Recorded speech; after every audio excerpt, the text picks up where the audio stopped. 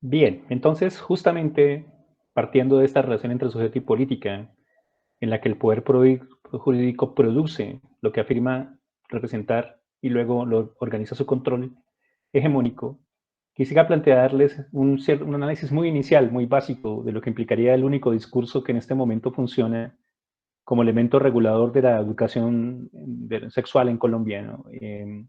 Saben que hubo otros esfuerzos, pero un procurador general de la Nación terminó destruyéndolos, generando una gran afectación en investigaciones que la Universidad Nacional y otras instituciones hicieron. Pero bueno, esas cosas pasan así en la vida. Así que el programa de educación sexual, de educación para la sexualidad y la ciudadanía, es el único discurso que queda como el ejercicio regulador de cómo funcionan esos programas, cómo deben funcionar, ¿no? El primero de ellos entonces es la relación crítica de autonomía que se le abroga a toda la ciudadanía como tal y su conexión con el género, ¿no? Dice el documento. Partimos de concebir a las mujeres y a los hombres como libres e iguales en dignidad y por consiguiente sujetos activos sociales de derecho. Esta concepción propende a la equidad entre unos y otras, seres libres e iguales en dignidad y sujetos activos sociales de derecho, mediante el desarrollo de competencias ciudadanas. A ambos les reconoce las circunstancias y el potencial para alcanzar una convivencia pacífica, la integración en la diferencia, la participación en la sociedad y la promoción de comportamientos culturales de género nuevos y diferentes, equitativos para hombres y mujeres. Que se fijan en el discurso aparecen elementos claros, ¿no? Primero, hay hombres y hay mujeres, no hay más. Que es el problema del binarismo del que hablaba esta mañana el profesor Jaime y que Butler va a desactivar completamente, ¿no? Sin embargo, pues aquí, ontológicamente hablando, los primeros sujetos son estos, hombres y mujeres. Luego estos dos sujetos se integran en la ciudadanía. Es decir, pues se va a decir ciudadanos y ciudadanas, pero al parecer no hay ninguna otra especificidad, como si esto resolviera exactamente todo lo que significa ser hombre y ser mujer, o las posibilidades de organización, ¿no? Luego vendrá la interacción entre hombre y mujer que tiene orientación, que tiene identidad de género, etcétera, pero básicamente hay dos esencias, ¿no? Hombres y mujeres, este binarismo. Este binarismo se mantiene en una idea de ciudadanía en la que se repiten punto por punto los discursos que se han dicho en la modernidad acerca de lo que significa ser ciudadano, sin tener en cuenta, al parecer, ninguna distancia clara entre una posición y la otra, ¿no? Aunque el discurso va a reconocer que para las mujeres es más difícil, ¿no? Que los derechos son más complejos, etcétera, todo se resuelve en el cumplimiento y en el respeto de esos derechos por la dignidad, ¿no? Un ejercicio genealógico nos mostrará, distinto de lo que hace un ejercicio hermenéutico, como lo vimos en Taylor, que la dignidad es realmente algo que se consigue en una lucha, ¿no? Un cierto reconocimiento, etcétera, y que al mismo tiempo no puede asumirse como un valor dado, sino como el resultado de exigencias constantes que sujetos realizan sobre el marco de los derechos como tal. Por la crítica debe estar pendiente de este elemento. Pero fíjense que hay una especie de unificación a la noción de ciudadanía, ¿no? Las diferencias, es decir, por ejemplo, ser hombre y mujer indígena, se resolvería con la especificidad legal que la Constitución le otorga a los indígenas, entonces, pues ellos son ciudadanos, pero como tienen su propio esquema, se acaba el problema. Lo que tiene que ver con comunidades afro, entonces ellos tienen sus propios derechos como pueblo, pero siguen siendo ciudadanos, queda resuelto el problema. Si se trata de movimientos LGTBIQ, etcétera, pues son hombres y mujeres que tienen una cierta orientación y que terminan teniendo las mismas obligaciones y derechos, así que todo termina resolviéndose ahí. ¿Ven? Fíjense cómo esta universalización termina siendo realmente un esquema que sigue sosteniendo lo mismo, ¿no?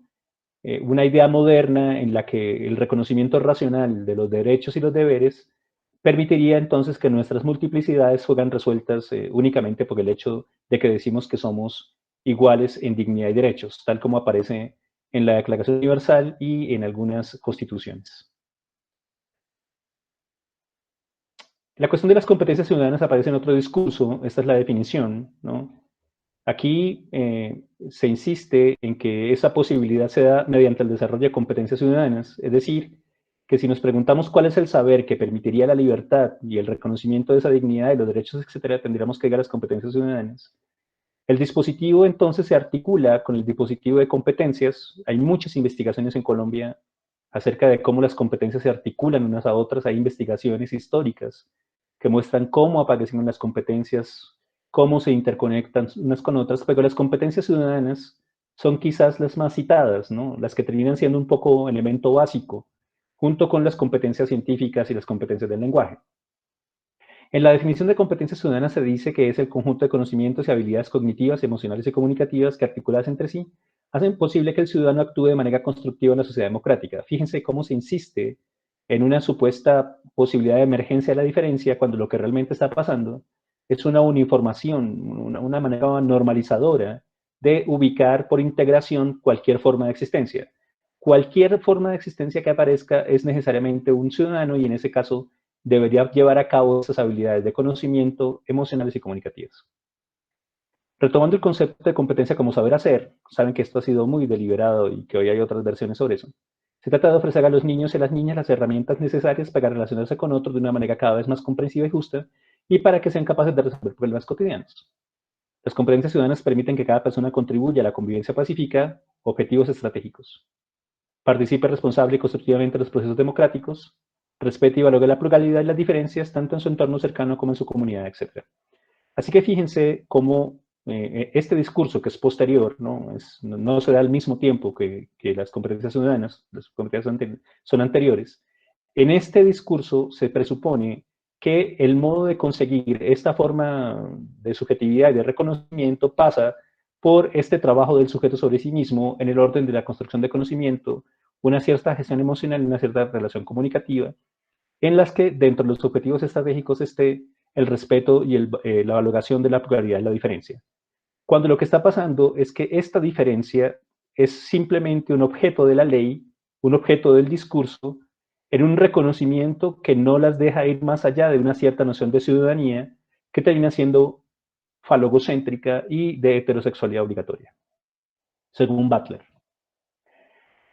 El programa sigue diciendo, ¿no?, en esa relación entre educación sexual y competencias, que él busca que las instituciones educativas desarrollen proyectos pedagógicos de educación para la sexualidad, eso es obligatorio en el PI, que propendan al desarrollo de competencias básicas para la toma de decisiones responsables, objetivo estratégico, especialmente en lo que tiene que ver con la cuestión biopolítica del manejo del cuerpo y del embarazo adolescente, también de las enfermedades de transmisión sexual, etc.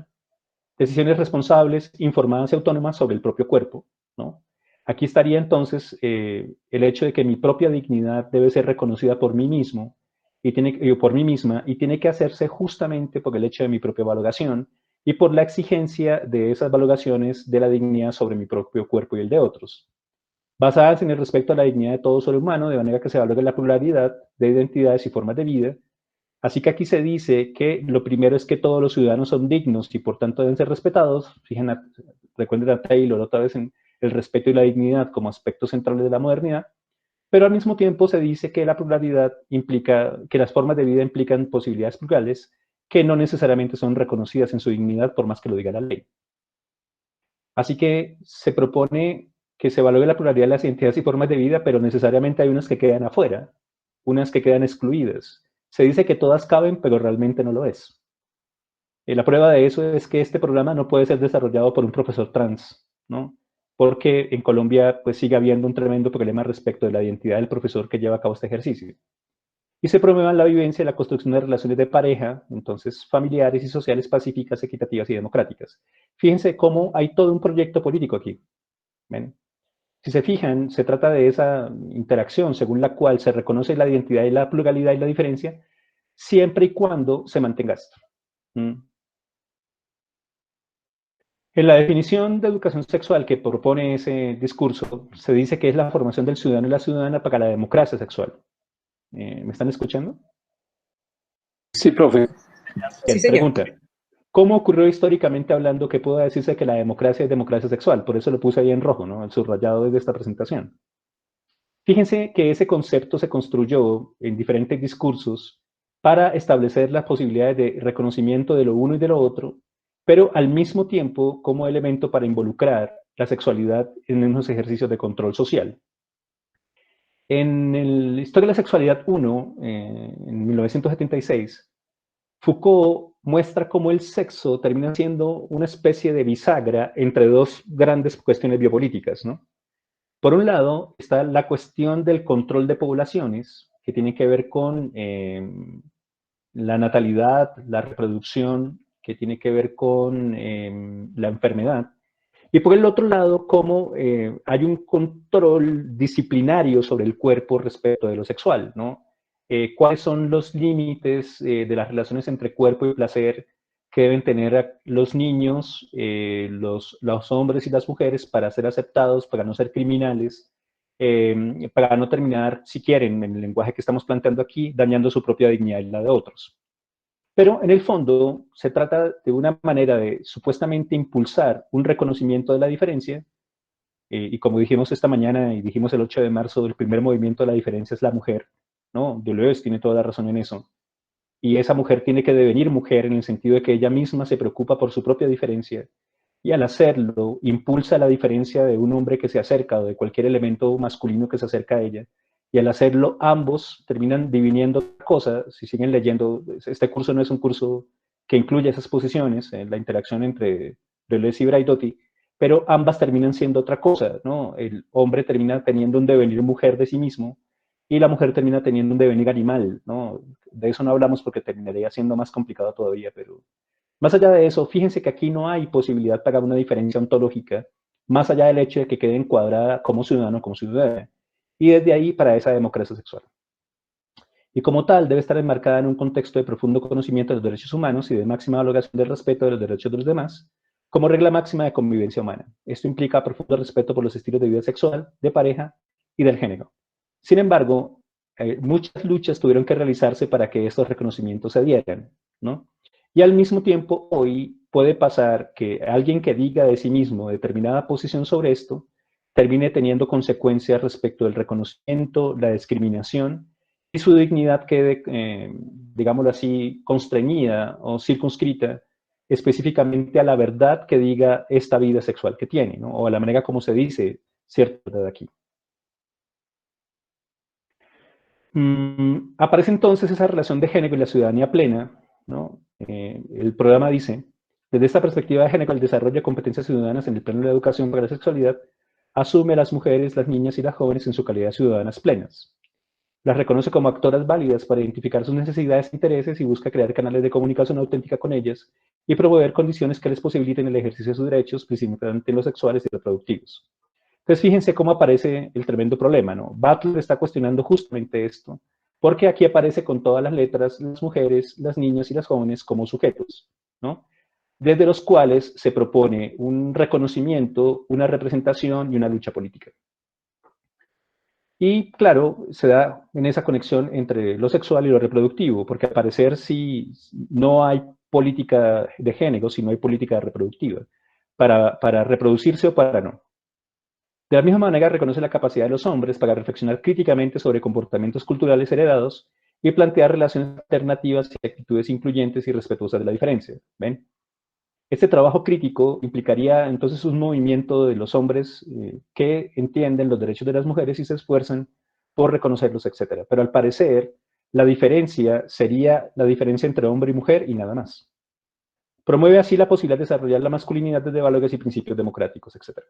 Fíjense que aquí no están únicamente las mujeres como sujetos, ¿no? Aquí también aparecen los hombres como esos sujetos. Y aparecerían esos objetivos estratégicos que se han planteado antes, ¿no? De la vivencia, la construcción de relaciones de pareja, la equidad, lo pacífico, lo armónico, los procesos democráticos, la participación de la sociedad, la integración y la diferencia. Así que fíjense que este objetivo estratégico implica que usted puede ser todo lo diferente que usted quiera, en tanto en cuanto reconozca que toda diferencia cabe en la noción de ciudadanía. Y la pregunta del millón termina siendo, ¿cuál ciudadanía? La ciudadanía termina siendo entonces un sujeto de representación y un sujeto político, y al mismo tiempo un sujeto que está construido desde unas relaciones de regla y de ley. No sé si al respecto de lo que plantea aquí en este análisis inicial de estos discursos quede claro lo que implicaría el trabajo genealógico de Butler.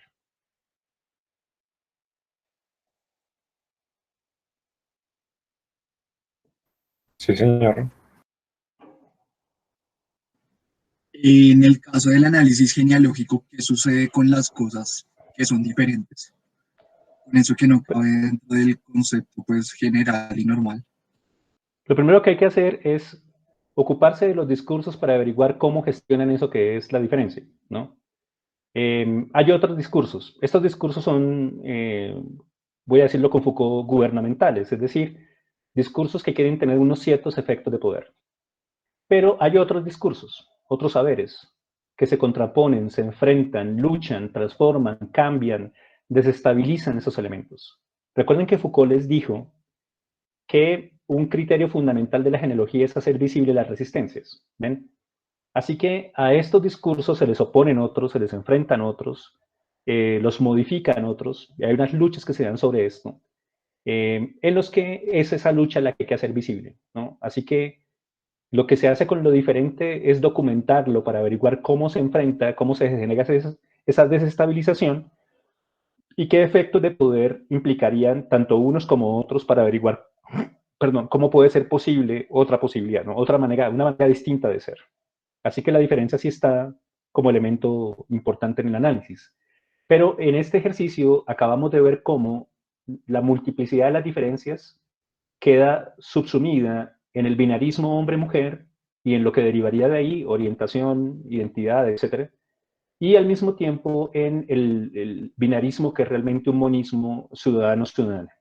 Fíjense que en el fondo, cuando se dice ciudadano y ciudadana, este discurso no está estableciendo ninguna diferencia. Trata de decir que la ciudadana y el ciudadano son distintos, pero termina metiéndonos en la misma idea, vinculándonos con los mismos conceptos de dignidad, respeto, reconocimiento de derechos, etc. Como si en la mitad del paseo todas las diferencias posibles quedaran circunscritas, subsumidas ahí. No sé si contesté su pregunta. Gracias. Bien. ¿Algo más?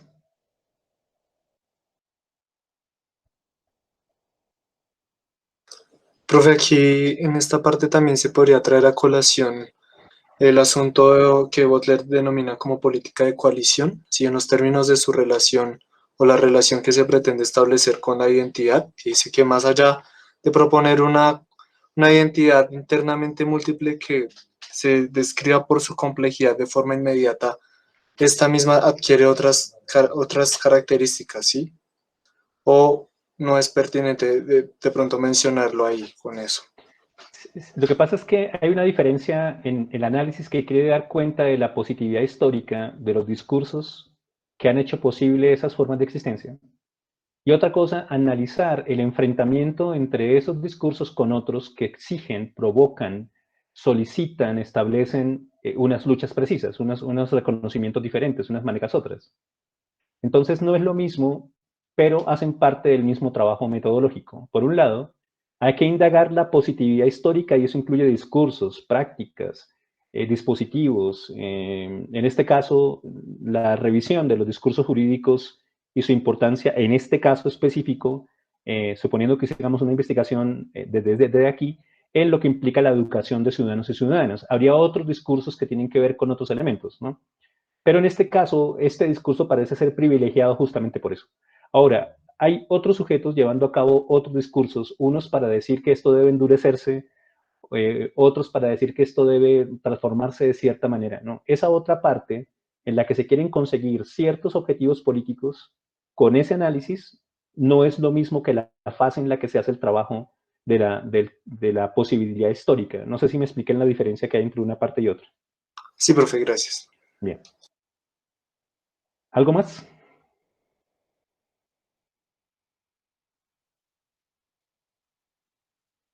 Bien, ustedes recuerdan que esta clase de investigaciones sobre la subjetividad, no todos ustedes hacen una investigación sobre subjetividades, pero necesariamente se enfrentan a unos sujetos como parte de su investigación.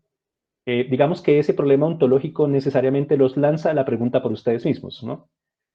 Esto no significa que entonces, si el género se acabó, entonces ¿dónde voy a quedar yo, Dios mío, Virgen Santísima? Sino mejor, ¿cómo es que una cierta manera de darme esa identidad por unos, a través de estos discursos, buscando estos objetivos estratégicos, termina gestionando mi propia existencia con estos límites, estos alcances, estas posibilidades? Pero, ¿qué pasa si es justamente eso lo que se quiere cuestionar y buscar una manera distinta de ser, pensar, actuar? ¿Ven? En este caso, la genealogía hace el análisis histórico para provocar eso, promover eso, ¿no? Y eso es lo que quiere hacer Butler con el desafío que hace a una, comillas, verdad supuestamente asumida de las mujeres como sujeto de político y teórico de lo que significarían las teorías feministas. Bien, Butler sigue en la cuestión de la genealogía, ya terminamos el análisis somero, pero podemos volver a caer, acerca de qué sería una genealogía feminista de la categoría mujeres. Cito: examinar los procedimientos políticos que originan y esconden lo que conforman las condiciones al sujeto jurídico del feminismo es exactamente la labor de una genealogía feminista de la categoría de las mujeres. Ojo, genealogía feminista de la categoría de las mujeres. Entonces, este elemento y este elemento son distintos. ¿Ven? Cuando se dice una genealogía feminista, se está hablando de un cierto modo de la crítica que no asume a las mujeres como el sujeto fundamental, central, nuclear que lleva a cabo tal crítica, sino un cierto discurso que hace un análisis sobre los elementos históricos que organizan esos procedimientos políticos. A lo largo de este intento de poner en duda a las mujeres como el sujeto del feminismo, la aplicación no problemática de esa categoría puede tener como consecuencia que se descarte, y está subrayado el descarte, la opción de que el feminismo sea considerado una política de representación. Pregunta: ¿qué sentido tiene ampliar la representación hacia sujetos que se construyen a través de la exclusión de quienes no cumplen las exigencias normativas tácitas del sujeto? ¿Lo ven? No tiene ningún sentido decir que, en efecto, es posible representar a otros o ampliar la representación cuando dentro de esa representación se generan unas exclusiones de que si usted no pertenece a eso que se ha considerado, no podría ser representado. ¿Mm? Que es la pregunta de si una mujer trans es mujer, ¿no? Entonces la mujer trans llega a la reunión feminista y entonces alguien le dice: qué pena con usted, pero en esta reunión usted no cabe. Oye, pero yo soy mujer y todas somos mujeres, y ustedes dicen todo el tiempo eso. Sí, tú eres mujer, pero eres mujer trans. ¿Qué pasó ahí? La categoría representacional mujer, política y de organización, terminó excluyendo a una posibilidad ontológica que supuestamente se identifica ahí básicamente porque no cumple las exigencias normativas tácitas de esa subjetividad. Pregunta: ¿qué relaciones de dominación y exclusión se establecen de manera involuntaria, ojo, como efecto no considerado de una cierta relación de poder, cuando la representación se convierte en el único interés de la política? Entonces, claro, el único interés que tenemos es configurar este sujeto que debe ser representado. Fíjense que en el fondo, Butler está poniendo una tremenda bomba en la pregunta: ¿por qué es eso que ser un sujeto de representación? ¿Qué pasa cuando se dice negro, indígena, lo que sea? ¿Ven? Ahí está una tremenda bomba que vale la pena considerar, porque ella está haciendo un análisis de las mujeres, pero tiene consecuencias muy fuertes esta pregunta. ¿Qué relaciones de dominación y exclusión se establecen de manera involuntaria cuando la representación se convierte en el único interés de una política? Fíjense que esto le cabría a cualquier posición política que insista en la representación. Ahora, pues todos los que hemos sido, por ejemplo, estudiantes o profesores de la universidad pública, sabemos que hay momentos en los que en una asamblea se grita: usted no me representa, yo tal cosa, y se hace una cierta exigencia acerca de, ¿no? Pero Butler está poniendo una trampa mucho más fuerte, ¿no? Está hablando justamente de cómo, diríamos con Deleuze, se organizan unos fascismos, ¿no?, en la representación cuando se excluye a otros que supuestamente no caben en eso que debe ser representado. Sigue Butler: la identidad del sujeto feminista no debería ser la base de la política feminista. Ojo, condición, proposición condicional. Si se asume que la formación del sujeto se produce dentro de un campo de poder que desaparece invariablemente mediante la afirmación de ese fundamento. Fíjense. Tal vez, paradójicamente, se demuestra que la representación tendrá sentido para el feminismo únicamente cuando el sujeto de las mujeres no se dé por sentado en ningún aspecto. Bien, respecto a este argumento, ¿preguntas? Anotaciones, objeciones. No le creo, esto no es cierto, ¿por qué? Sí, precisamente. Ay, perdón. Pues precisamente. Dale. Gracias, Luisa. Ahora sí también se generó, pues, como el debate frente a la participación de mujeres trans en deportes, digamos, bueno, deportes de contacto, no sé cómo se llama ese deporte, bueno, que es más o menos como similar, bueno, que tiene contacto de derribar al otro. MMA, artes marciales mixtas. Sí, sí, efectivamente. Entonces, ¿cómo sería si efectivamente una mujer trans participa o compite con otra mujer, digamos, que no haya pasado por un proceso, digamos, con todo respeto, de esa transformación?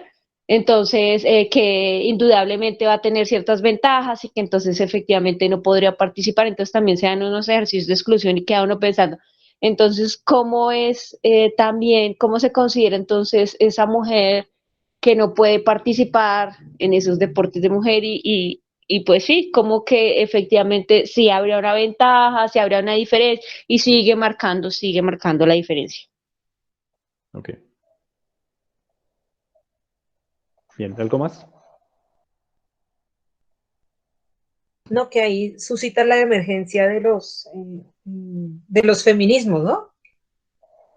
Precisamente, digamos, esa exclusión empiezan a aparecer incluso frente al debate también de, del aborto y demás, salen hasta feministas cristianos, católicos, ¿no? Sí, claro. Sí, sí. Ahí está como el ejercicio de ellos. Sí, cuando se dice mi cuerpo, mi derecho como enunciado, al parecer eso es cierto para ciertos feminismos, siempre y cuando no se toque el útero, ¿no?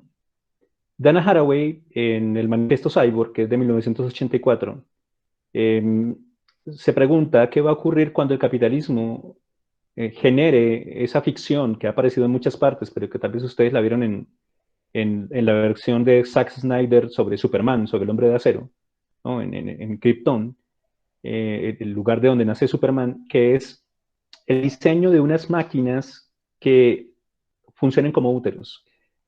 Haraway tiene en el 84 la idea, la intuición de que el día que eso pase el capitalismo se va a caer. ¿Por qué? Porque al parecer el capitalismo no puede funcionar sin el útero, ¿no? Sin esa máquina productiva, reproductiva.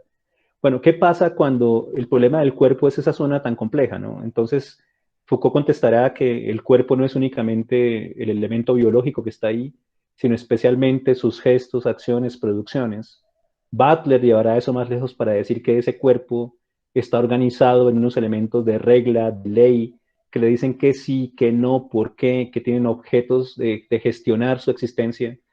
Haraway llevará eso mucho más lejos para insistir en que el problema, aparte de todo, tiene que ver con que no es únicamente el cuerpo de las mujeres y su esterilización, sino también la relación con el animal, la relación con lo otro, con el mundo, etc. Pero en la mitad de todo eso hay un tremendo problema que es el punto de partida, que es un gran problema político, ¿no? Algunos de ustedes hacen investigaciones sobre poder y política, y hay un problema político aquí muy fuerte que vale la pena considerar y que está siendo visible en estas preguntas, aunque en ellas no se traiga eso a colación, ¿no? Como elemento nuclear, que es la pregunta, ¿por qué es eso que es un nosotros? ¿No? En el debate que tuvieron en inicios de los 80s, Foucault y Habermas, esa perspectiva habermasiana, que fue muy importante en Colombia y que tuvo implicaciones muy serias en lo que significa los lineamientos curriculares de ética, la idea del diálogo, la cuestión de la equidad, etcétera, ¿no? Los discursos constitucionales y también incluso este programa de educación sexual. En ese debate habermasiano con Foucault, el problema va a ser qué es eso que son nosotros. Entonces, Foucault le va a contestar a Habermas, usted no puede presuponer un nosotros, porque el nosotros es un sujeto construido en unas relaciones de poder, y ese nosotros organiza unos vínculos para decir quiénes sí, quiénes no, es decir, establece unas exclusiones al interior de ellas. Y Habermas va a decir, no, el nosotros es ese problema según el cual alguien exige hace una solicitud de reconocimiento respecto de su dignidad y lo hace a través de un elemento no violento que consiste en el buscar ponerse de acuerdo. El disenso es lo primero, pero el ejercicio de disenso implica la posibilidad de llevarlo más lejos a través del diálogo razonado, etc. En ese enfrentamiento, en esa lucha, estaba realmente un enfrentamiento entre la genealogía y la perspectiva moderna de la subjetividad. ¿Qué es eso que es un nosotros? Ahora, cuando alguien dice nosotros, pues Simone de Beauvoir le va a decir a Hegel que el otro del otro es la otra, porque en el otro hegeliano no está la otra, ¿no? ¿Qué pasa cuando la otra aparece? Hay un nosotras. Fíjense que el nosotras termina replicando el mismo problema del nosotros moderno, en el que hay unas ciertas esencializaciones y al mismo tiempo unas exclusiones y unos elementos. Primer elemento claro, en el nosotros de la modernidad no hay un nosotras, no lo hay. Eso es así de preciso. Eso es falogocentrismo y eso es heterosexualidad obligatoria. Dos, en el nosotras puede aparecer un tremendo valor estratégico, traer nosotras como a las mujeres como elemento de lucha, pero al mismo tiempo se configura un nosotras que termina planteando las mismas exigencias, las mismas exclusiones, los mismos fascismos que el nosotros había planteado. Entonces, ¿cuáles son las posibilidades de un sujeto político ahí? Es una pregunta muy interesante para que la tengan en cuenta los que hacen investigaciones en política y los que lo hacen en memoria de identidad, es la pregunta por, bueno, ¿cuál es el nosotros o que dice su historia o que organiza una manera de ser o que reivindica una identidad? Fíjense que eso es un tremendo problema, ¿no? El problema del nosotros.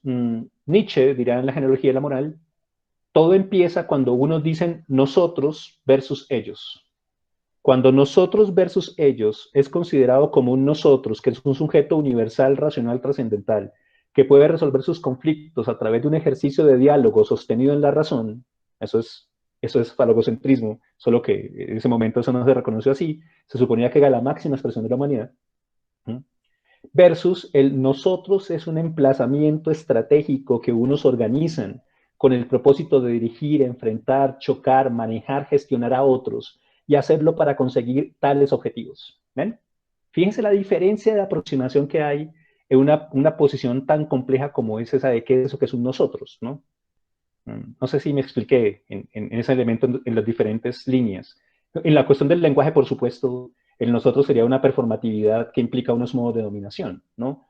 Que incluye a unos para decir que sí pertenecen y excluye a otros para decir que no, y que en ocasiones termina generando unos nuevos lenguajes para establecer y mantener ese elemento como integración, ¿no? Esto que es distinto, otro, etcétera, tiene que integrarse a esta posibilidad. No sé si ese desafío se entiende en las diferentes líneas o hay alguna pregunta. Profe, Ajá. de hecho, me parecía que también ella, cuando analiza la cuestión de la identidad, pasa por ahí. Yo, cuando leí ese pedazo, me acordaba también de Angela Davis, cuando dice, bueno, en términos de, por ejemplo, la identidad de las mujeres o de las mujeres feministas, incluso lo pone Angela Davis, pues no podemos hablar de un universal que nos representa a todas en la medida en que, por ejemplo, no es lo mismo ser mujer blanca a una mujer negra. Muy bien. Ahora ser una mujer negra pobre que empieza a un poco a poner el acento en cuestiones también culturales, de clase, económicas. Muy bien. Muy bien. Ahí no se puede caer en ese universalismo, pero justamente eso pasó. Y ahora se hace necesario cuestionar ese sujeto que está ahí para desactivar los efectos estratégicos, los efectos de poder que tuvo llevar a cabo ese elemento. Pero también para generar un nuevo efecto de poder. Saben que Butler lo que quiere es, y eso lo veremos al final, desactivar el género como respuesta identitaria. El género es solamente una performatividad. No hay un género más allá del performance. ¿Qué implica entonces un tremendo problema? Y es que yo puedo experimentar con mi propio ser en términos de performatividad mucho más lejos, ¿no? Haciendo posible la emergencia de muchas maneras de existencia. Que eso no puede ser esquizofrénico y terminar, pues, sí, tal vez, sí puede ser esquizofrénico, ¿por qué no? Pero no necesita una unicidad sostenida en una esencialidad según la cual lo que somos está organizado en hombres, mujeres, ciudadanos, ciudadanas, ¿no? Que es justamente lo que está pasando en el país del Sagrado Corazón de Jesús. En ocasiones ni siquiera se reconoce ese ejercicio de ciudadanía, ¿no? Y pasa justamente ese esquema violento que sigue sistematizando a las mujeres como objeto de destrucción, a su cuerpo como disponibilidad total, etc. Bien, ¿algo más sobre este elemento o podemos continuar?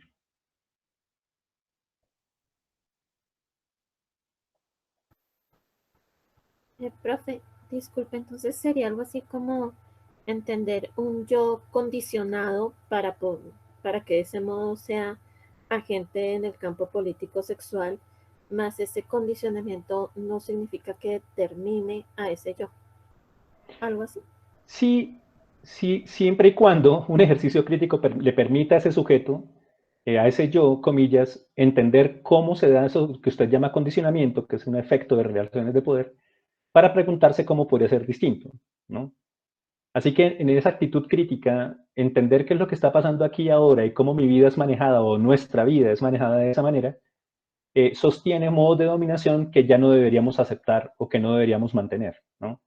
No se trata únicamente de unos condicionamientos que inicialmente negamos, sino que unas gestiones, unas maneras de meterse con mi vida, con nuestra vida, que terminan sosteniendo esta dominación severa y terrible en la que el cuerpo de las mujeres termina siendo uno de los blancos favoritos, ¿no? Justo con los animales y otra cosa. Pero digamos que en ese elemento hay un objetivo político que se quiere conseguir, y es que esas violencias, esos elementos que están haciendo posible ese mundo ya no sigan funcionando. Por eso la genealogía quiere desactivar unas cosas para activar unas nuevas, ¿no? Desactivar unas relaciones de poder para provocar unas nuevas.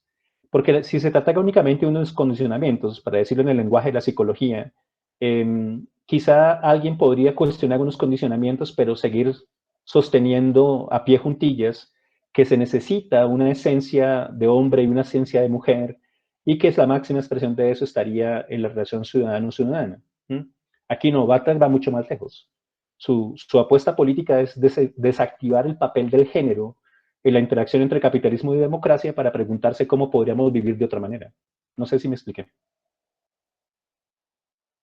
¿Profe?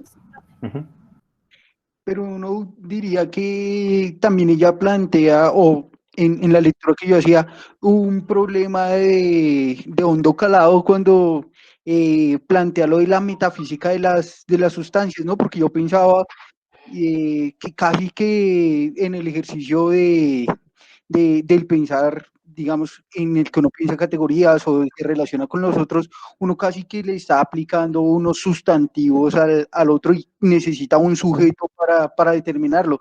Digamos que yo intentaba hacer el ejercicio de no definir al otro y se vuelve un poco difícil o sea, para pensar casi. Sí, usted puede hacerlo, pero no por eso tiene que terminar en metafísica. Es decir, tanto la hermenéutica como la genealogía se niegan a hacer metafísica, quieren hacer ontología. Y quieren hacerlo porque se niegan a suponer que hay una sustancia, una esencia, que nos hace ser lo que somos, sin importar qué digamos que somos. Sino más bien que somos productos de la cultura, el lenguaje, los aspectos económicos, ideologías, etc. Así que el primer movimiento consiste en reconocer que no necesitamos una metafísica de la sustancia para relacionarnos unos con otros. Al contrario, que esa metafísica de la sustancia es, por un lado, fuente de un montón de exclusiones, ¿no? Como por ejemplo cuando un montón de personas ve la marcha indígena, ve la minga, y hay una discriminación terrible ahí, porque incluso para algunos un indígena no es un humano, siguen siendo peores que los dominadores españoles, etc. O lo que pasa justamente con el problema de la esclavitud, con la cuestión afro, etc. Así que nos negamos sistemáticamente a asumir cualquier respuesta metafísica porque reconocemos que en ella hay dominaciones severas y terribles y modos de discriminación que dicen que unos sí pertenecen y otros no. En Colombia se han creado ciudadanías de primero, segundo, tercero y de 18º orden, insistiendo en esas metafísicas, ¿no? en esos fascismos que dicen que unos sí caben en esta identidad y otros que no, etc. Así que cuando alguien está empleando elementos metafísicos para decir nosotros, coma los elegidos, etc., está generando un fascismo en el que hay una violencia que se legitima y se justifica, ¿no? En eso, digamos que el ejemplo privilegiado es siempre la cuestión nazi, pero pues no tenemos que ir tan lejos. Aquí ya mismo, aquí al lado, incluso uno mismo, podría terminar solicitando unas explicaciones metafísicas para mantener unas ciertas discriminaciones.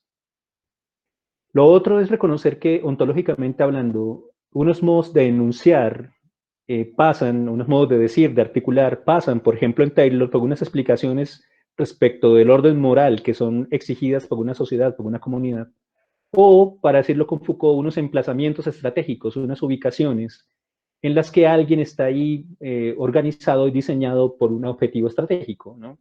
Así que en el salón de clase, una cosa es usted como sujeto estudiante y otra cosa es usted como sujeto consumidor. Otra cosa es usted como sujeto jurídico, otra cosa es usted como sujeto político.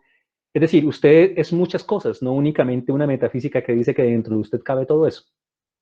Llevar a cabo el ejercicio de crítica que permite entender que esas multiplicidades están en nosotros y que podrían llevarnos a querer ser otros, a buscar otras maneras, a trabajar de cierta forma distinta, eso implica que nos negamos sistemáticamente a una metafísica sustancial, ¿no? Ese sería el primer movimiento, pero hay muchas personas a las que les cuesta eso todavía, ¿no? Hay gente que sigue pensando que el mundo fue creado por un Dios que es el responsable del gobierno moral del mundo, que la culpa es necesaria para que la ética funcione, que hay un bien absoluto y un mal absoluto, que, bueno, lo que usted quiera, ¿no? Que hay unos humanos que sí son humanos y otros que no. Bueno, cuando eso pasa, pues esos discursos terminan sosteniendo unas modalidades de discriminación que garantizan la violencia sobre el otro, que incluso garantizan que el otro deba desaparecer. Si el otro no es esta esencia, entonces pues no tiene por qué existir, ¿no? O no tendría por qué ser reconocida su dignidad. El ejemplo privilegiado en Colombia es ese que ya hemos hablado varias veces, ¿no? De Bartolomé de las Casas, preguntando al Concilio Teológico de Madrid si los indígenas tienen alma o no. Bueno, y resulta que sí, el concilio mandó a decir que sí, pero pues mis amigos africanos no, porque al parecer ellos no son humanos, etc. O sea, habría muchas maneras de mirar eso en términos históricos, pero digamos que el primer movimiento crítico es negarse sistemáticamente a asumir una respuesta metafísica, incluyendo, dirá Butler, al hecho de que exista una definición total y metafísica de nuestra identidad sexual, ¿no? El análisis es mucho más complejo cuando se revisan los aspectos históricos que tienen que ver con la aparición del deseo como problema analítico, ¿no? Freud y la cuestión del inconsciente, y la ley del deseo, que es sobre el deseo, pero que sigue siendo una ley, y que está siendo formulada de alguna manera desde una perspectiva falogocéntrica, es decir, Freud no se escapa de eso. Pero avanzan ciertos aspectos que permiten que otras posiciones críticas lleven más lejos esa posibilidad. Así que no se trata de decir que pues, Freud estaba equivocado, sino mejor, que unos trabajos críticos permiten tomar otros trabajos críticos para mantener una tarea constante, ¿no? Cuando Freud plantea el inconsciente, desafía la modernidad, ¿no? Para decir que hay elementos que no son susceptibles de ser manejados por la razón. Y que siendo eso así, pues esa perspectiva racional trascendental no puede ser soportada. De manera paradójica, para hacer eso cita Kant. Es una cierta paradoja en la crítica siempre, en la que esos elementos terminan apareciendo como usos y posibilidades. Pero insistir en una metafísica de la sustancia, como esta mañana, por eso les digo que es increíble que eso se diga justamente en un evento que dice devenir mujer del hombre, etc., en la que unos binarismos se deben mantener básicamente porque hay unas esencias masculinas y femeninas. No, Butler va a decirlo con todas las letras. Lo masculino y lo femenino son performatividades de un discurso que tiene cierto elemento histórico que podría ser de otra manera. Perdón la extensión, pero me parece que era muy importante hacer claro ese elemento. Frente a eso, alguna pregunta, reacción. No estoy de acuerdo. Yo sí creo en la metafísica, por más que no esté de moda.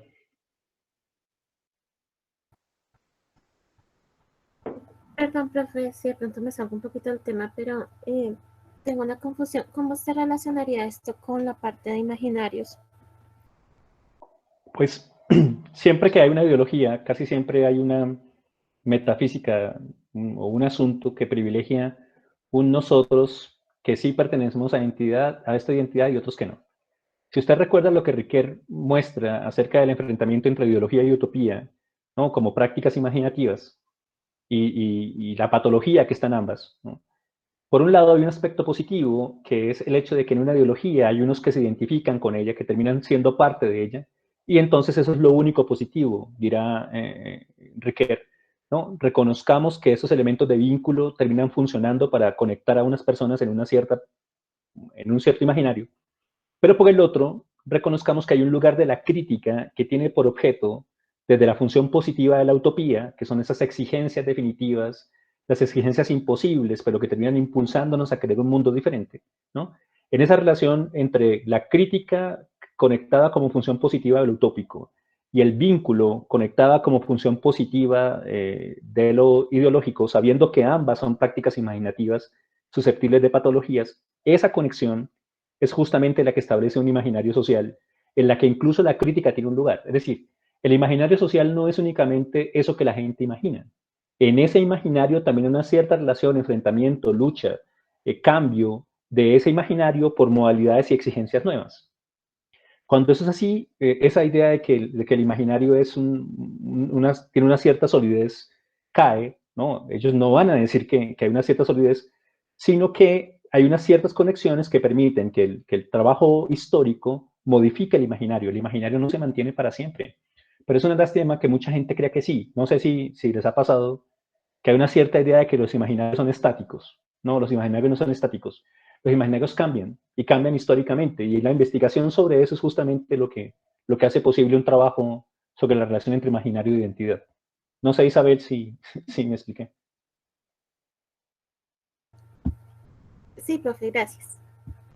Profe, una preguntita en ese orden de ideas cuando su merced habla de los imaginarios en relación de, digamos, lo que Castoriadis plantea entre instituido e instituyente. Por ejemplo.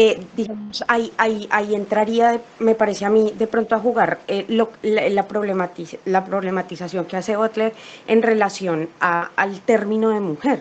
Digamos, en la institución imaginaria de la sociedad, que es lo que dice Castoriadis, o sea, el imaginario llega a un momento en que se estancan las instituciones, se vuelven jurásicas y entra un estancamiento y una crisis de ese orden social que lo que hace es, pues, básicamente romper con la evolución sociohistórica, que lo que él determina como el tiempo es como ese cambio constante que se da, lo que permite la evolución sociohistórica, y cuando eso se estanca, lo vería yo como ese problema y esa crisis del feminismo que vendría a plantear Butler, donde la potencia creadora se estanca, venimos con unos discursos pues venidos de muy atrás, donde han generado cambios, efectivamente han emergido, han salido nuevos imaginarios instituyentes, pero el movimiento, lo político, sigue parado en ciertas cosas que lo que hace es estancarlo y volverlo pues jurásico, como lo llamaría Castoriadis.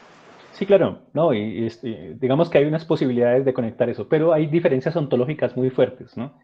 Recuerden que siempre que hablamos de subjetividad, identidad, imaginario, etcétera, nos toca ser muy precisos con la ontología de la que nos estamos ocupando. A pesar de que sea posible describir lo que está pasando con las luchas de las mujeres desde una perspectiva del imaginario en Castoriadis, una cosa es el modo como se ve eso en la relación instituyente-instituido, y otra cosa como se ve en el análisis de Butler, aunque las preguntas puedan conectarse de algún modo en cómo se construye una forma de ser distinta, ¿no? Porque el problema es el ser. Tanto uno como otra tienen una posición ontológica que les permite plantear sus posibilidades metodológicas y desde ahí reconocer lo ético y lo político.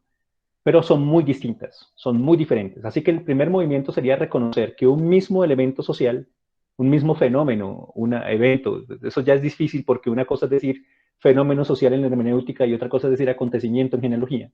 Pero digamos que un mismo hecho social, una misma práctica social sería susceptible de ser analizada desde diferentes posiciones teóricas. Pero nuestro primer trabajo sería reconocer que hay que hacer distinciones en esas ontologías, ¿no? Son muy distintas, son muy, muy diferentes. Queremos ver lo común, pero lo común es cierta posibilidad crítica de, pero no podríamos, digamos, conectar como esos elementos como tan rápido, ¿no? Habría que hacer la distinción precisa. No sé si esa precaución metodológica quedó clara. Sí, señor profe, gracias. Bien. Bien, continuemos entonces. En la página 84 aparece esta opción metodológica que es al mismo tiempo una opción política. Recuerden, que no se les olvide eso nunca.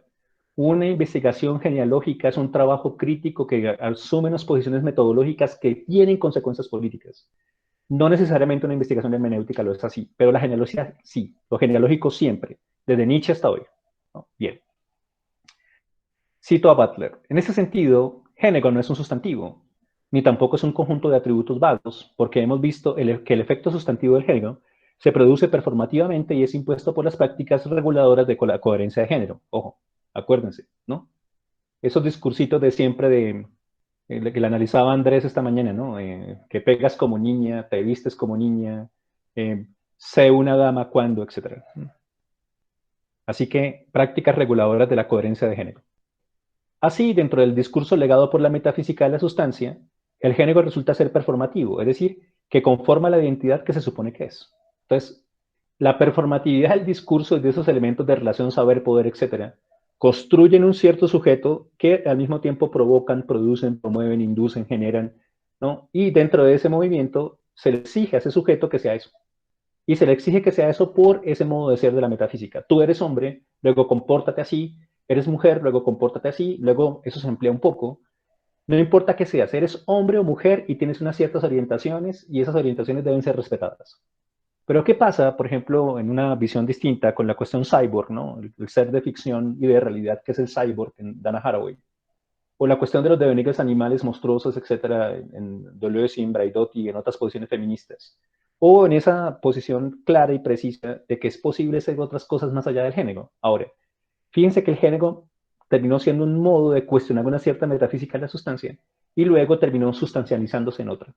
Algo así como que unos discursos quisieron enfrentar la potencia del género inicialmente como elemento de insurrección, como elemento de enfrentamiento, de no gobierno, de desobediencia, de transformación y cambio, y ahora se generó una metafísica del género, tanto así que hoy hay feminismos de género que son sustanciales y que creen que las mujeres son determinada esencia, ¿ven?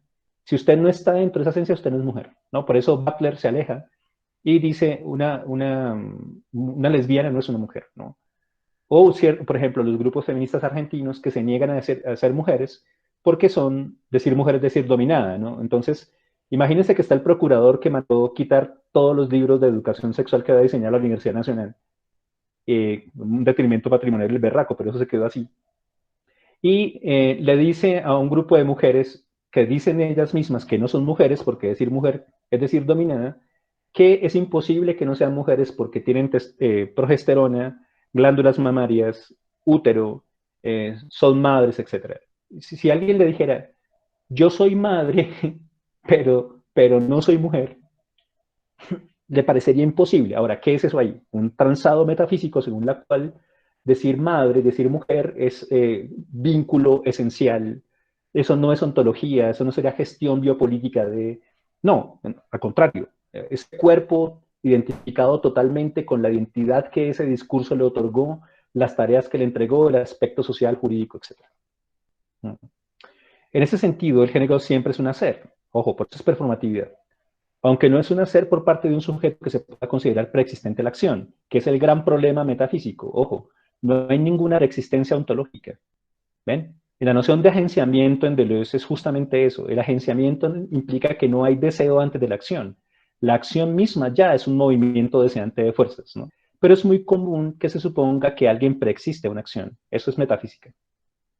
El reto que supone reformular las categorías de género fuera de la metafísica de la sustancia deberá considerar la adecuación de la afirmación que hace Nietzsche en la genealogía de la moral, en cuanto que no hay ningún ser detrás del hacer, del actuar, del devenir. El agente ha sido ficticiamente añadido, ficción, al hacer, el hacer es todo, ¿no? Esto lo veremos en la genealogía, ¿no? También hay otros parágrafos, aforismos en La voluntad de poder, un libro muy complejo, La voluntad de poder, en los que aparece justamente la gran invención de la subjetividad, ¿no? Nietzsche mostrando cómo está la gran verdad que ha sido un problema. Ahora, fíjense, Nietzsche hace visible ese sujeto racional, trascendental, cartesiano, kantiano, etcétera, como gran invención, y Butler lleva eso, atravesado Foucault ahí un poco, a la invención de las mujeres como sujetos, ¿no? En una aplicación que el mismo Nietzsche no habría previsto ni perdonado, pues es la opinión de Butler acerca de lo que Nietzsche estaría pensando respecto del falogocentrismo. Podemos añadir como corolario, no existe una identidad de género detrás de las expresiones de género. Esa identidad se construye performativamente por las mismas expresiones que al parecer son resultado de esto.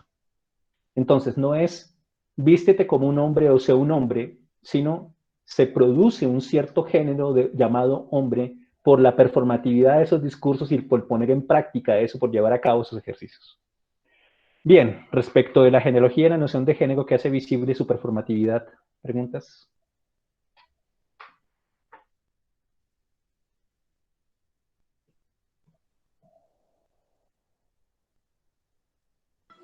Profe,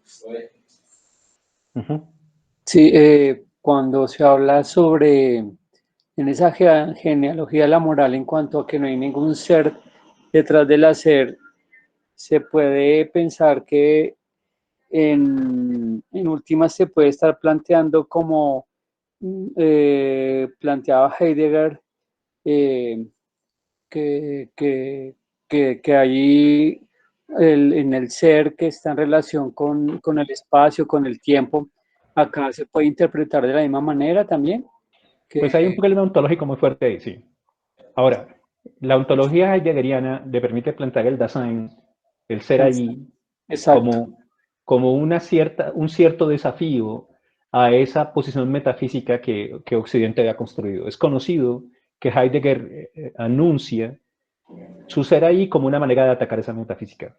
Pero muchos críticos de la posición de Heidegger van a decir después que para atacar una metafísica terminó construyéndose un poco otra, ¿no?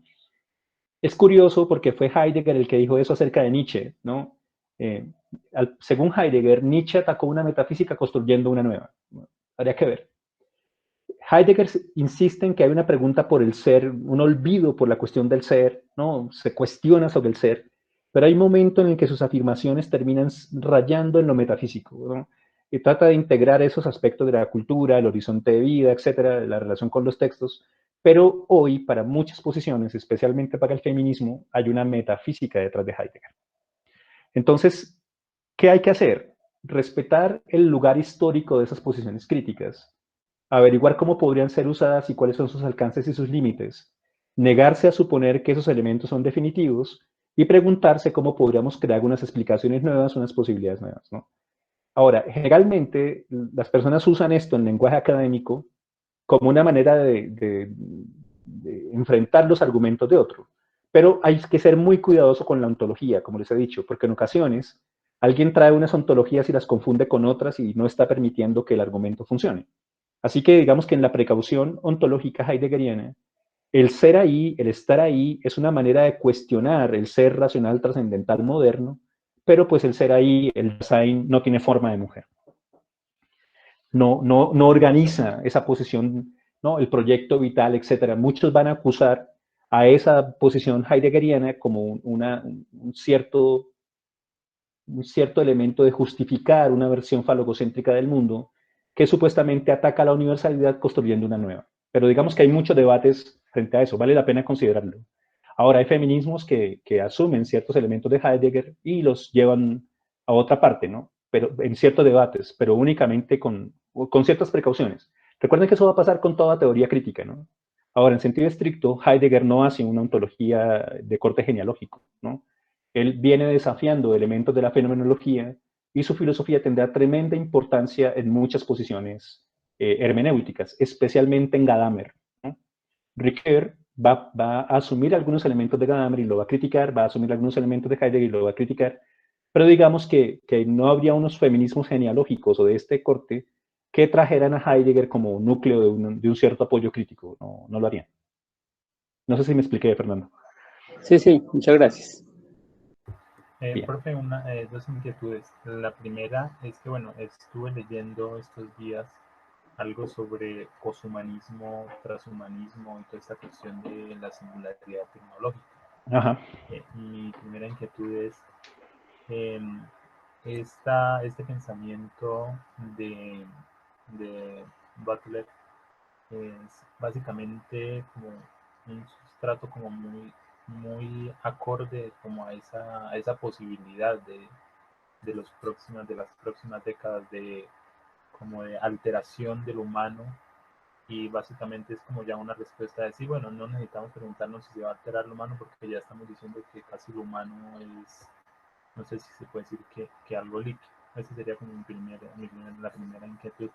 Y la otra es que en esta visión de Butler, básicamente se puede decir que hay como un nuevo paradigma en cuanto a la comprensión de lo que es el sujeto.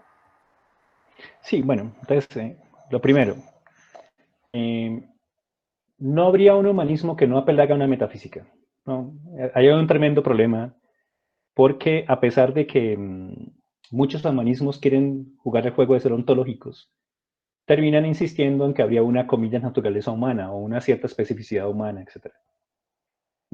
Allá hay un asunto complejo, ¿no? Hay unos neohumanismos que tratan de insistir en que lo humano es una cierta forma de existencia sin decir que eso es metafísica.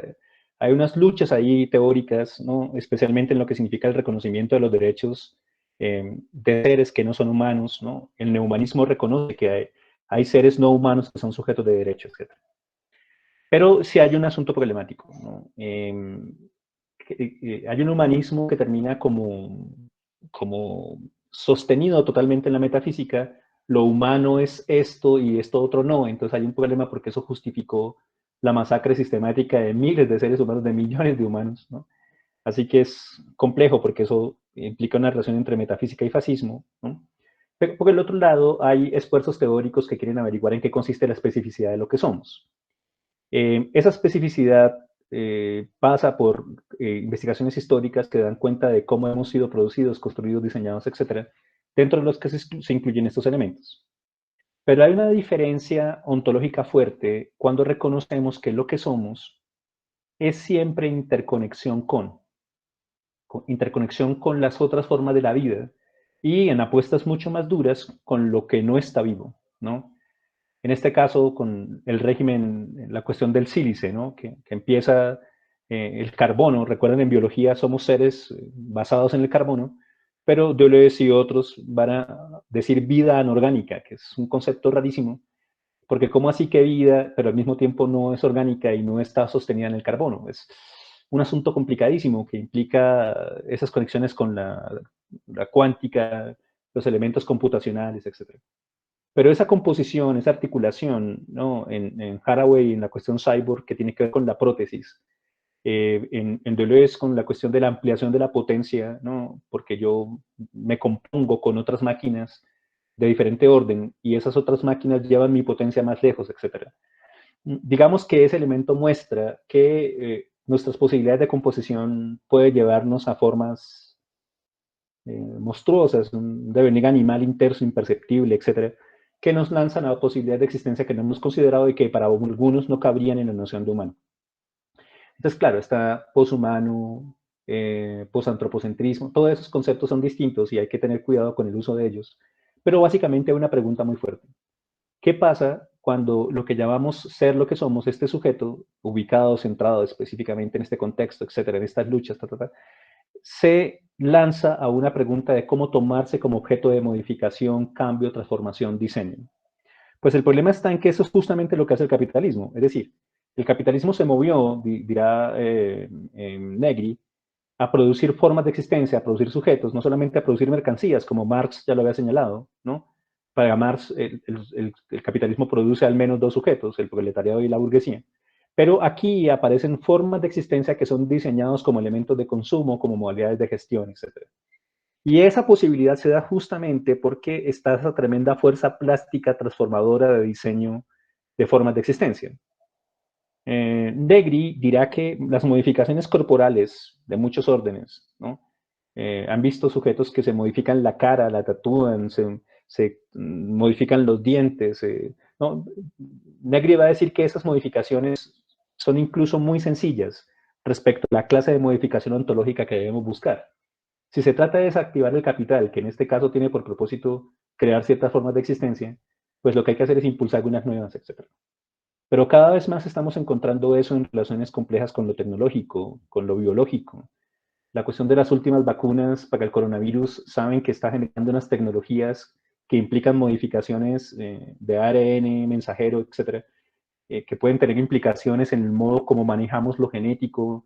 Esas manipulaciones genéticas pueden ser aplicadas sobre nosotros para que terminemos siendo otra cosa, pero también el supersoldado, etc. El marco problemático de eso es justamente lo que se llama poshumanismo, posantropocentrismo, etcétera, de diferentes posiciones. Pero fíjense que eso va muy lejos, porque ahí ya no hay ningún asunto conectado con una subjetividad que no sea un conjunto de posibilidades que alguien explora y experimenta, ¿no? Esa relación crítica ficción-experimentación, que es el núcleo del doctorado en estudios sociales, ¿no? Permite o permitiría reconocer que hay saberes que tratan de dar cuenta de esas emergencias, pero no pueden, no desde sus disciplinas, o no desde incluso de interdisciplinas, habría un cierto límite. Pero en la mitad de eso está una pregunta muy seria acerca de, uno, ¿qué es eso que somos? ¿Cómo pasó que seamos esto? Y dos, ¿qué es esa otra cosa que podemos ser? ¿O cuáles son las diferencias que ya somos aquí? ¿No? En términos hermenéuticos, alguien podría suponer que lo que podemos ser es un asunto de imaginación, ¿no? de mundos posibles en lo literario, lo estético. En la cuestión genealógica, lo otro que somos ya está aquí. Hay un montón de luchas de seres siendo diferentes, experimentando consigo mismos, biohackers metiéndose en máquinas, proteínas, moléculas, alterando su propia corporalidad, conectándose con formas de espiritualidad a otras, etc. Esas modificaciones y esas formas de existencia nuevas ya están aquí. Así que no se trata de la pregunta por el sentido y la dirección del humano y de la concreción del sentido de nuestras existencias, sino de la multiplicidad de las mismas, ¿no? Hay enfrentamientos en esa posición. No sé si me expliqué, Alejandro. Sí, señor, gracias. Bien. Vamos cerrando porque todos estamos cansados y... Bien. Entonces, en la página 98, Butler va a concluir, ¿no? Este es el cierre de ese capítulo. Yo las invitaría respetuosamente a que lean todo el libro, ¿no? Cada capítulo implica unas conclusiones y unos elementos muy importantes. Saben que el tercero es justamente el problema de la subversión de la identidad, es decir, cómo se hace uno distinto a través de la claridad de que el género es una performatividad, etc. Pero sería muy interesante que lo leyeran. Yo supongo que lo han hecho muchas veces, pero revisarlo sistemáticamente como un análisis que hay que tener en cuenta todo el tiempo es importante, ¿no? Hay textos que terminan siendo clásicos un poco, ¿no? De ciertos problemas que debemos considerar. Entonces se cierra este primer capítulo diciendo esto. Cita, si la afirmación de Beauvoir de que no se nace mujer, sino que se llega a serlo es en parte cierta, entonces, posición condicional hipotética, entonces mujer es de por sí un término en procedimiento, un convertirse, un construirse del que no se puede afirmar tajantemente que tenga un inicio o un final. Entonces fíjense que en esta parte Butler no se conecta con Deleuze ni con la cuestión Braidotti. Ellas tienen el trío que es Braidotti, Butler y Haraway. Cada una tiene su, ¿no?, propia posición. Han hecho conferencias juntas, pueden verlas en YouTube, ¿no? Que desafortunadamente no todas tienen traducción, pero pueden leerlas, los subtítulos en inglés que casi siempre están disponibles. Ahora, en esa posición, fíjense que Butler, que es más cercana a la crítica genealógica Foucaultiana que a cualquier otra posición, está diciendo que es posible que haya un devenir mujer del hombre y un devenir mujer de la mujer. Fíjense. Es interesante revisar eso. No del mismo modo, pero está señalando que sí es posible ser otra cosa, en la que lo masculino y lo femenino tengan posiciones de contagio, de conexión otra, ¿no? Ahora, es conocido en las distinciones ontológicas que hay entre Butler y Braidotti sobre esto. Como práctica discursiva que está teniendo lugar, está abierta a la intervención y a la resignificación. Aunque el género parezca congelarse en las formas más reificadas, recuerden que reificado deriva del latín rei, que es cosa. Aquí todavía podría traducirse en español como cosificado. El comillas congelamiento en sí es una práctica persistente y maliciosa. Ojo, es una situación estratégica, mantenida y regulada por distintos medios sociales. Para Beauvoir, en definitiva, es imposible convertirse en mujer como si un telos, recuerden que esta es la palabra griega para finalidad, para fin, dominara el proceso de aculturación y construcción. El género es la estilización repetida del cuerpo. Ojo con esa definición. El género es la estilización repetida del cuerpo, una sucesión de acciones repetidas dentro de un marco regulador muy estricto que se inmoviliza con el tiempo para crear la apariencia de sustancia. Ojo, miren la consecuencia ontológica que implica la subjetividad aquí, de una especie natural de ser. Conclusión ontológica, metodológica, política. Una genealogía política de ontologías de género, si se consigue llevar a cabo, ¿no?, deconstruirá la apariencia sustantiva del género en sus acciones constitutivas y situará estos actos dentro de los marcos obligatorios establecidos por las diferentes fuerzas que supervisan la apariencia social del género. Revelar los actos contingentes que crean la apariencia de una necesidad naturalista, esto es genealogía, Foucault lo dice con todas las letras, en ¿Qué es la ilustración?, en 1983, lo cual ha constituido parte de la crítica cultural, por lo menos desde Marx, Es un trabajo que ahora asume la carga adicional de enseñar cómo la noción misma del sujeto, inteligible solo por su apariencia de género, permite opciones que antes habían quedado relegadas forzosamente por las diferentes reificaciones, cosificaciones del género que han constituido sus ontologías contingentes. Entonces, primero, ontología contingente. Todas las formas de ser son posibilidades performativas, especialmente las de género, ¿no? Butler va a ocuparse de eso, pero básicamente su conclusión ontológica es que somos performance. Y en tanto que eso es así, entonces el género es una estilización repetida del cuerpo, un conjunto de prácticas, operaciones, diseños, ¿no? De acciones que repetidas en un cuerpo le otorgan el estatus de género, pero no hay un género más allá de esa cosificación y ese elemento que está ahí. La inmovilización y la cosificación son elementos estratégicos de carácter político que quieren mantener un cierto esquema de dominación y que se podría ser enfrentado justamente por el análisis crítico que muestra que lo único que hay es esa performatividad. Ahora, una genealogía política de ontología de género, ojo, genealogía, método, política, ontología, relación ontología, política, metodología, fíjense. Si se consigue llevar a cabo, deconstruirá esa apariencia sustantiva, pero es eso, apariencia, no hay sustancia. La metafísica no cabe aquí. Que sí hay género. Yo no puedo vivir sin un género que me identifique. No, ojo, el género es una modalidad estratégica que tiene por objeto ubicar a un sujeto en cierto modo de existencia para poder controlarlo, manejarlo, etc. En sus acciones constitutivas y situará esos actos dentro de unos marcos obligatorios establecidos justamente por esos elementos de apariencia social de género. Bien, respecto de esta consecuencia, conclusión ontológica, metodológica y política, preguntas, objeciones, aportes. Profe, de pronto también esto me recordaba, sobre todo esta parte final, cuando Butler menciona concretamente que es erróneo suponer anticipadamente que hay una categoría de mujeres que va a estar entrecruzada con las dimensiones de la raza, de la etnicidad, de la sexualidad, para estar completa, ¿sí? Pero entonces no me queda muy claro, digamos, el asunto cuando ella menciona que se debe partir de la hipótesis de su carácter incompleto esencial, teniendo en cuenta que pues esta sería más bien entendida categoría como un lugar de significados refutados que existen de forma permanente. En ese punto no me queda muy claro entonces a qué, bueno, qué quiere decir con ello. Si se entiende por esto, según Butler, un ideal normativo desprovisto de fuerza coercitiva, que como bien lo menciona el autor y tú lo has dejado claro, pues no responde tampoco a un telos cerrado como tal, de definición cerrada. Entonces, es este punto concreto con relación a la categoría como un lugar de significados refutados. Bueno, ustedes recuerden que la interseccionalidad es un asunto muy importante para las luchas de género. Sin embargo, hay un problema cuando la interseccionalidad empieza diciendo mujeres. Entonces, está asumiendo que las dominaciones que siguen, sistemáticas, terribles, que siguen, funcionan, pero sostenidas sobre la noción de la mujer.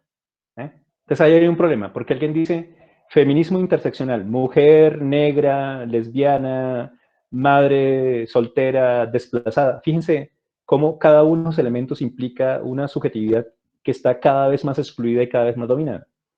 Pero ¿qué pasa cuando reconocemos que eso empieza con la categoría mujer? Al parecer hay un cierto privilegio de dominación ahí, ¿no? Algunas posiciones creen que ese privilegio de dominación hay que mantenerlo para poder estratégicamente exigir que esos elementos se den. Eso es posible, ¿no? Hay muchas perspectivas feministas en las que la cuestión de la mujer y las dominaciones que siguen están ancladas o que esa noción de mujer son muy importantes, pues Butler cree que no. Porque en la mitad del paseo sigue el mismo problema, el problema metafísico de que habría unas mujeres que... ¿Cómo resolver eso en términos genealógicos para reconocer que hay unas luchas necesarias? Pues primero para reconocer que, hacer visible el análisis crítico para entender que las situaciones estratégicas de los sujetos no estarían totalmente resueltas en esas categorías. A esas categorizaciones mejor las ubican en unas ciertas relaciones de ley, de regla, de control, y esos sujetos podrían hacer visibles esas formas de dominación desde categorías distintas, desde posiciones otras, con propósitos estratégicos. Pero hay un problema. Si alguien dice, estoy en una lucha política de reconocimiento, pues tengo que hacer visible que esa es mi posición estratégica. Si lo que necesito es establecer esa conexión de interseccionalidad para conseguir este objetivo estratégico, pues eso hay que hacerlo. Pero si llego hasta ese objetivo y consigo eso, y sigo manteniendo ese elemento, ya no es una ontología que tiene consecuencias estratégicas a través del método, sino lo que hay es una cosificación, una reificación, un congelamiento de una cierta identidad, porque la estrategia funcionó hasta cierto momento. Es necesario reconocer las violencias que están sometiendo constantemente el cuerpo de las mujeres, eso es necesario, fundamental. Hay que acabar con esas violencias, pero hay que reconocer que las mujeres, los hombres, son performatividades de género que siguen manteniendo esquemas de dominación incluso en ciertos ejercicios supuestamente de libertad. ¿Qué pasa allí? Que hay que ser muy consciente, digamos, tener muy clara la diferencia entre conseguir un objetivo estratégico utilizando unos discursos a suponer que esos discursos van a resolver completamente unos ciertos modos de dominación. Si usted conoce una mujer, por ejemplo en Colombia, hemos visto eso en los semáforos, mujer, migrante, embarazada, madre soltera, nivel de pobreza absoluto, pues hay que averiguar cómo unas condiciones sociales permiten que esos elementos se resuelvan. Pero de ahí a suponer que esa resolución no implica también el riesgo de unos ciertos controles, de un cierto mantenimiento de un control del capitalismo para que las cosas sigan siendo exactamente como son. Ahora, ese objetivo estratégico hay que conseguirlo, pero hay que ir más lejos. Hay que ir constantemente en el desafío de los núcleos que hacen que estas formas de existencia sigan dándose, lo que no le quita un ápice al hecho de que unas luchas son necesarias. El problema está en que esas luchas, políticamente hablando, se sostengan en una idea de mujer que termina convirtiéndose en metafísica. Y si eso es así, entonces las otras posibilidades que incluyen esas formas de interseccionalidad también quedan restringidas a esa metafísica del sujeto de representación. No sé si me expliqué. Sí, sí, profe, muchas gracias. Sí, bien. Es interesantísimo que usted haya hecho.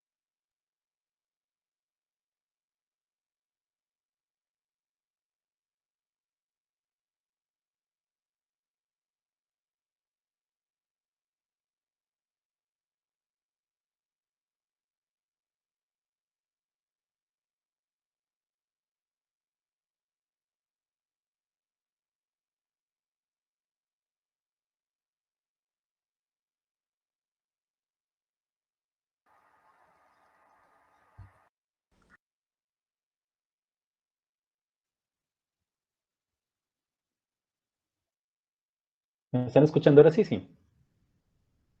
Sí, profe, ahora sí. Sí, profe. Al parecer muchos se desconectaron, ¿no? Creo que todos. Sí. Todo se cayó. Creo que se cayó todo, bro. Se cayó la... Parece que sí, profe, a mí también se me cayó. Ya. Todes. Bien, entonces si ya terminé, sí, ya no estoy presentando, ¿cierto? No. Bien.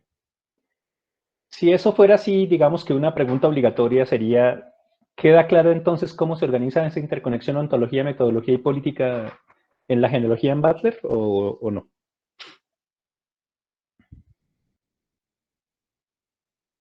Sería como el quiz que habría que hacer de manera obligatoria.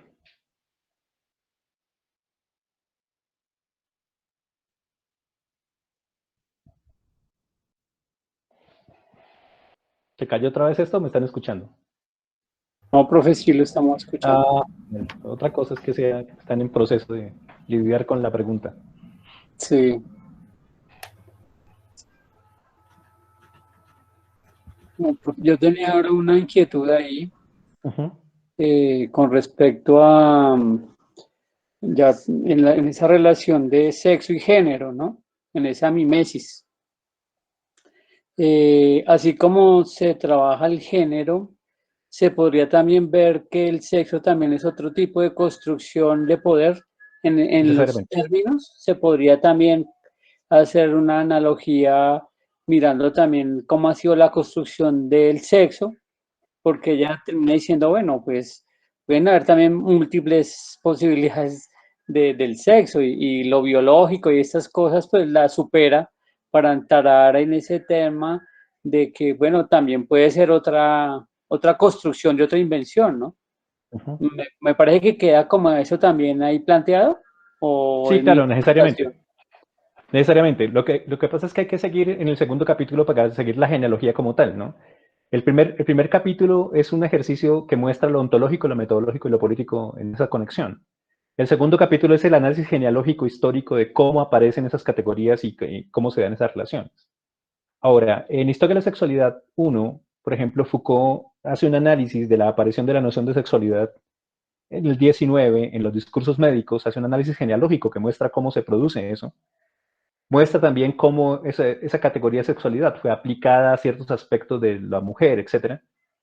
Muestra cómo en el fondo se está construyendo ahí un cierto elemento muy fuerte de control biopolítico al mismo tiempo que de control individual. Pero hasta ahí llega porque hay categorías más complejas que van a aparecer en otro momento, ¿no? Como por ejemplo la sexualidad femenina, ¿no? Una cosa es decir sexualidad y otra cosa es decir sexualidad femenina. Son cosas muy diferentes, implican una atribución de género, unas sustancializaciones, unos eventos históricos ahí complejos. No sé si han leído alguna novela acerca de el enigma clítoris, ¿no? El órgano sexual femenino y su complejidad ha sido una cosa que siempre ha desafiado la imaginación masculina. Desde el principio de los tiempos, ¿no? En la cuestión griega, cuando... ¿cómo se llama este adivino ciego que los dioses le concedieron la posibilidad de ser mujer? Tiresias. Tiresias, gracias, muy amable, que está en Edipo Rey, etc. Ahora, por ejemplo, desde Tiresias que termina concluyendo es mucho mejor ser mujer, placentera, no sé qué, pero más allá de eso está una pregunta muy seria acerca de qué ocurre, por ejemplo, con las especificidades corporales de lo femenino al respecto de su sexualidad. Así que no siempre los discursos se ocuparon de eso del mismo modo. ¿Cómo hay que hacer eso, Fernando y todos los demás? Siempre y en todos los casos hacer caso, perdón la redundancia, caso a esa observación metodológica. Es necesario ocuparse de la positividad empírica de los discursos y de las prácticas, de los esquemas institucionales, de lo que funcionó ahí. Crear una ficción histórica que siempre esté sujeta a esas positividades, ¿no? Ese ejercicio implica, por ejemplo, preguntarse cómo apareció eso de la comilla sexualidad femenina. Bueno, pues el primer movimiento es establecer la conexión sexo-género y luego de eso la gran pregunta por el deseo, ¿no? Que termina siendo también una pregunta muy fuerte. Recuerdan a Freud diciendo, ¿qué desea una mujer? Punto. De ahí para adelante no se puede decir nada más porque no habría respuesta, supuestamente, o no al menos no clara.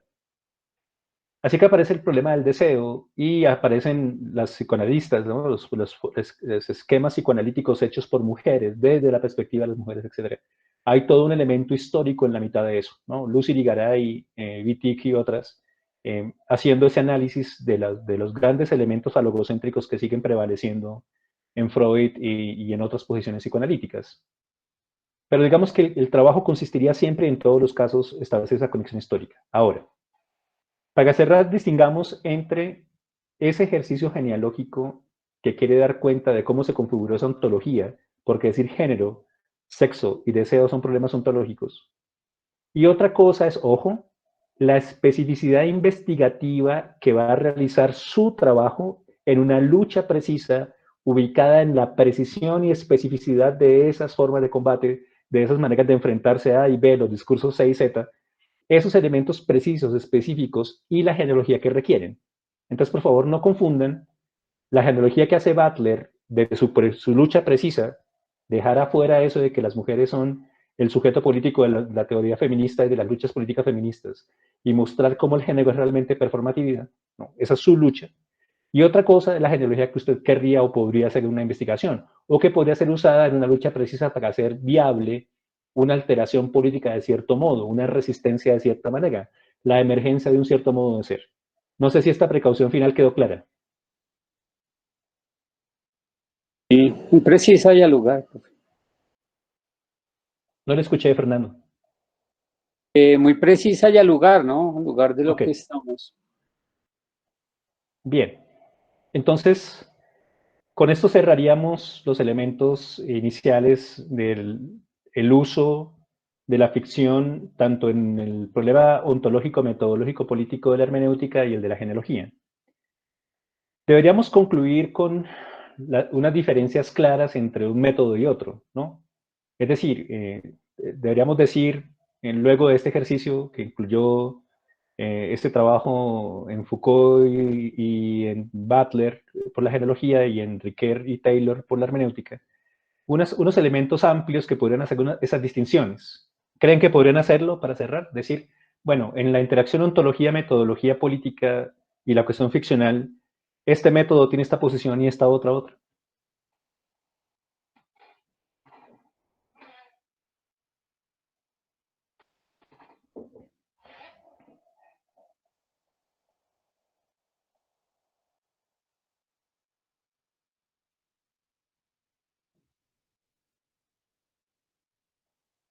Ese discurso empieza algo así como, mientras el método A asume la posición ontológica B para las cuestiones políticas C, este otro método lo hace de esta manera por estas razones, ¿no? Esas distinciones iniciales podrían hacerlas. Es decir, si alguien les preguntara, bueno, llevan 5 o 6 sesiones en ese curso tan raro de Perea, bueno, ¿qué han concluido? ¿Qué han llegado? ¿Qué dirían?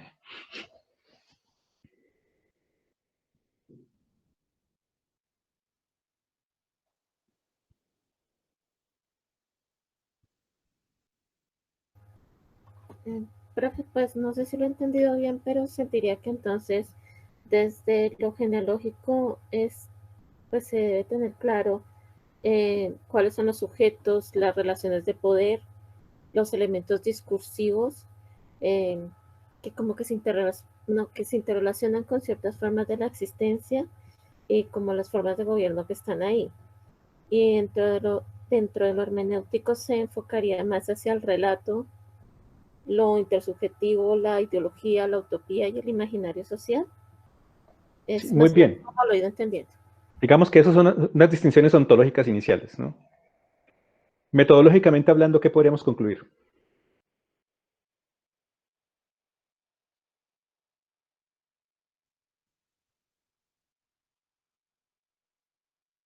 Mientras este método hace A, este otro hace B.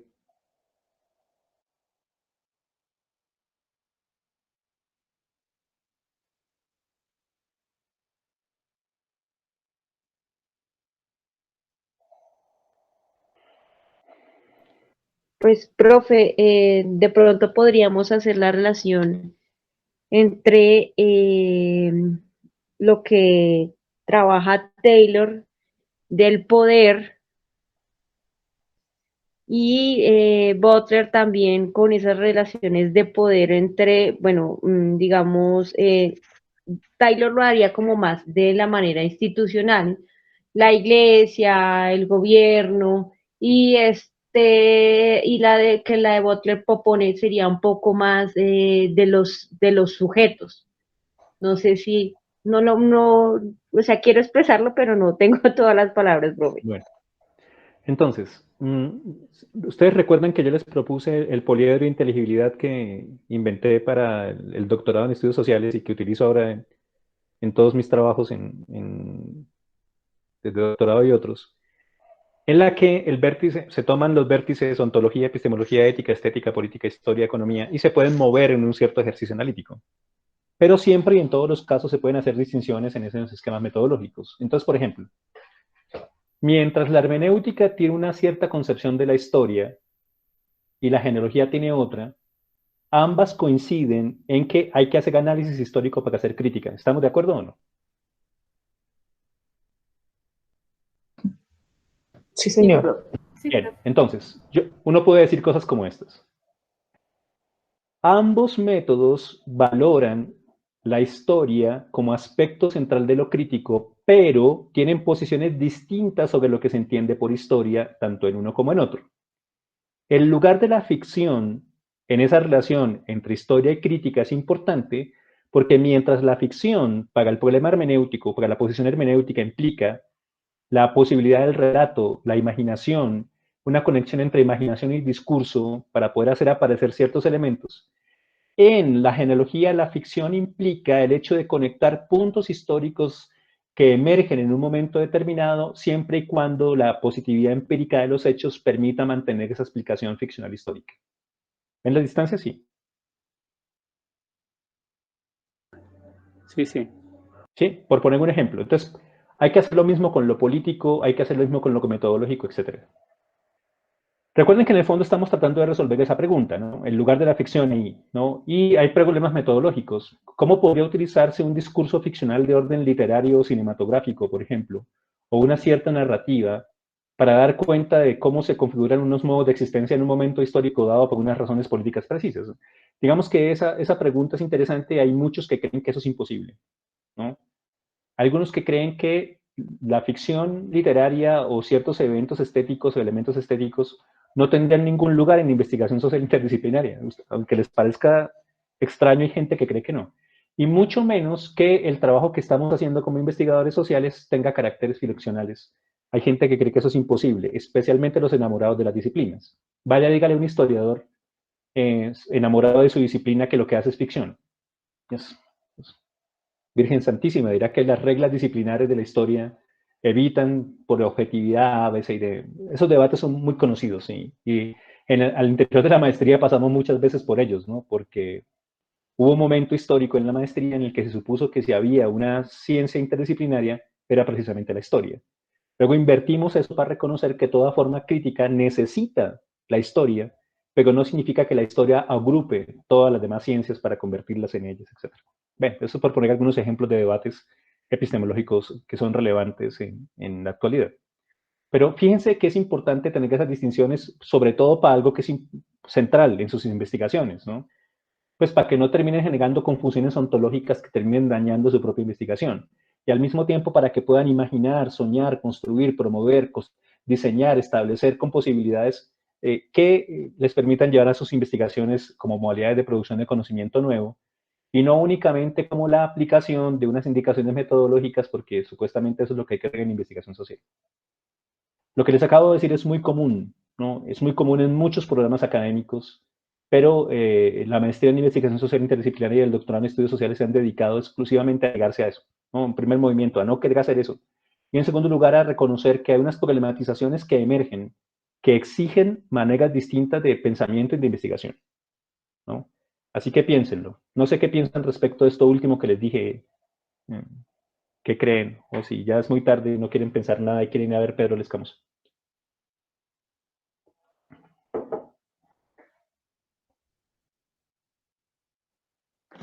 Pues retomando lo metodológico y pensando también en nuestro ejercicio de fundamentación teórica o conceptual, me parece importante hacer esas distinciones. Por ejemplo, retomo la pregunta que hacía, creo que María Alejandra, si no estoy mal, por la cuestión de Castoriadis, porque muchas veces al no tener en cuenta los presupuestos ontológicos desde cómo se entiende cierta discusión académica, de pronto que uno termina tomando elementos porque le parecen parecidos, pero sin respetar, digamos, esas distinciones epistemológicas. Entonces yo creo que sí se vuelve un elemento de suma importancia para nosotros el ejercicio que hemos venido haciendo clase a clase de decir, bueno, si se aborda el problema desde la genealogía, usted debe tener en cuenta estas preocupaciones, se puede hacer estas preguntas, y si lo hace desde la hermenéutica, pues tiene que tener en cuenta otras consideraciones. Entonces, me parece que la parte de lo que llevamos ha sido valioso en la medida en que no solo se trabajan los conceptos, sino se trabajan los conceptos en relación al trabajo metodológico que viene haciendo cada uno de los autores que hemos leído. Muy bien, Diego, muchas gracias. Entonces les agradezco mucho por aguantarse esta clase, por persistir. Eso también hace parte de las luchas de resistencia, hay que persistir. Recuerden entonces sus compromisos con las exposiciones, con el ejercicio que estamos haciendo con esos marcos teóricos. Les agradezco mucho esforzarse por mantenerse en este esfuerzo, ¿no? En este trabajo tan difícil en ocasiones. Que pasen feliz noche. Nos vemos entonces después de Semana Santa con la primera exposición. Hasta luego. Muchas gracias, profe. Muchas gracias. Gracias, profe. Gracias, profe. Excelente semana. Gracias, profe. Feliz noche para todas y todos. Buenas noches. Gracias, profe. Gracias a todos, buenas noches.